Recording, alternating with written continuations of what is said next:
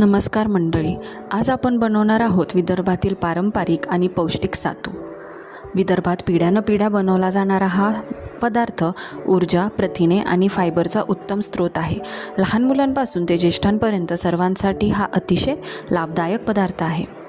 तर सर्वप्रथम 1 किलो गहू, 250 ग्राम चना डाळ स्वच्छ धुवून घेतलेले आहेत।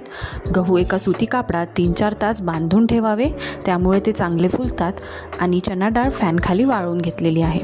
त्यानंतर गहू, चना डाळ आणि 250 ग्राम फुटाण्याचा डाळवा छान मंद आचेवर भाजून घ्यायचा आहे। आता या भाजलेल्या मिश्रणात 4-5 लवंग, विलायची, जायफळ पूड, सुंठ आणि जिरे घालून सर्व साहित्य एकत्र करायचे आहे। ह्या मसाल्यांमुळे सातूला अप्रतिम चव व सुगंध येते। मग हे सगळे मिश्रण थंड झाल्यावर गिरणीत आपण बारीक दळून घ्यावे।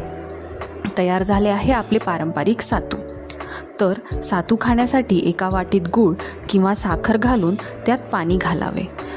आपण दूधसुद्धा वापरू शकतो आणि सातूचं पीठ त्यात घालून पौष्टिक पेय किंवा पेज बनवून त्याचा आस्वाद घ्यावा। घरोघरी बनवणारा हा सातू आजही आरोग्याचा खजिना मानला जातो। व्हिडिओ आवडला असल्यास लाईक, शेअर आणि सबस्क्राईब करा। धन्यवाद।